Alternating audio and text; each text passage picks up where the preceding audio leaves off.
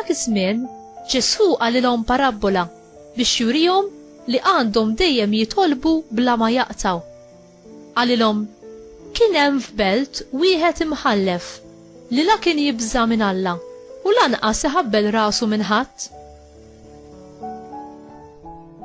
F'dik il-belt kien hemm waħda armla u kienet tmur għandu u tgħidlu: għamilli ħaq kontra l-għadu tiegħi. U ma rridx u dam ħafna hekk, iżda mbagħad bejnu u bejn ruħu qal: mhux għax nibża minn Alla, jew għasse nħabbel rasi minn nies, imma lanqas għax din l-armla dejqitni, ħanamilha ħaq biex ma tibqax ġejja u sejra sa ma tifnini.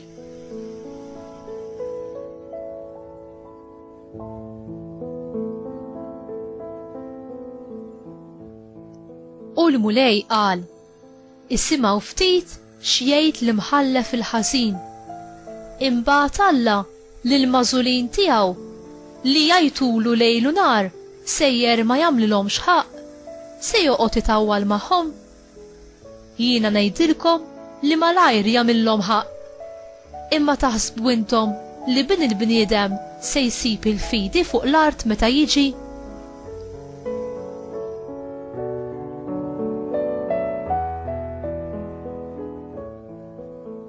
Il-kelma tal-mulej tifħil lilek Kristu.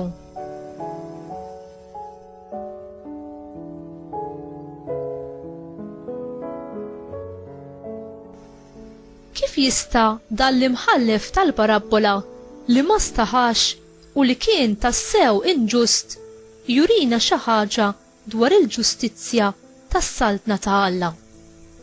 L-istorja ta' Ġesu turina verità. Din l-armla li kienet indifiża ittieħed vantaġġ fuqha u ġew irrifjutati id-drittijiet tagħha. Kien biss bil-persistenza qawwija tagħha li dejqet lill-imħallef li fl-aħħar għamilha ġustizzja. Bil-persistenza tagħha hi tassew waslet lil dan l-imħallef li jagħtiha li riedet. Din il-persistenza hija vera wkoll għal dawk li jafdaw f'Alla. Ġesu jurina kif Alla l-imħallef ġust tagħna huwa dejjem iżjed lest biex jagħtina il-ġustizzja tiegħu, il-barka tiegħu u l-għajnuna meta neħtiġuha.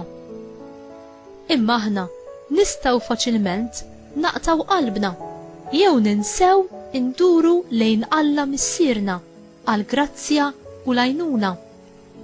Ġesu qal din il-parabola biex jagħtina tama ġdida u konfidenza fih. Ġesu qal lid-dixxipli tiegħu li f'din il-ħajja preżenti għandna nistennew kull xorta ta' tiġrib u kuntrarju, imma m'għandna naqtaw qalbna qatt u m'għandniex nieqfu nafdaw lil Alla. Għandna dejjem inkabru it-tama tagħna fih. Fil-ġudizzju tal-aħħar Alla jirrivela ir-rebħa tiegħu fuq il-ġustizzja u ikkisser kull tip ta' inġustizzja tagħna il-bnedmin u jurina li jimħabtu hija aktar qawwija mill-mewt. Il-ġusti iħarsu l-qudiem bit-tama li f'dak il-jum huma jirċievu minn għandu il-ħlas devut lilhom.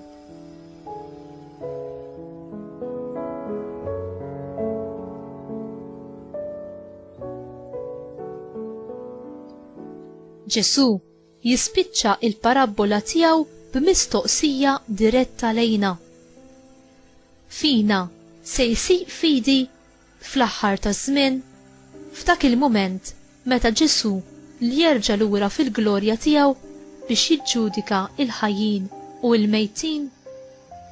Il-fidi tingħata lilna bħala don bla ħlas li Alla f'imħabtu isejjilna bih.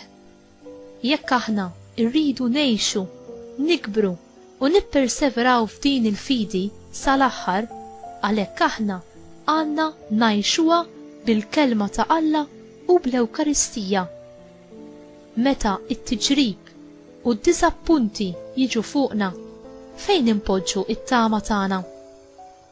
U inti titlob bil-konfidenza tal-fidi u temmen li Alla se juri miegħek ħniena u jagħti każ tal-bżonnijiet kollha tiegħek?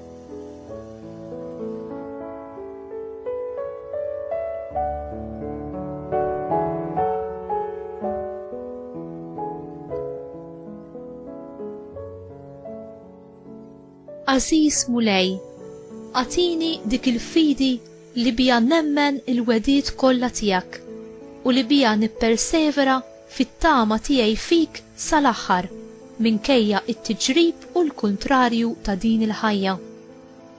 Aziza Ommi Marija, inti li dejjem poġġejt it-tama tiegħek fil-Mulej, għallimni kif għandi nafda jien ukoll fl-imħabba mingħajr kundizzjoni tiegħu u kif għandi nsib il-ferħ vera tiegħi fih u fih biss. Amen.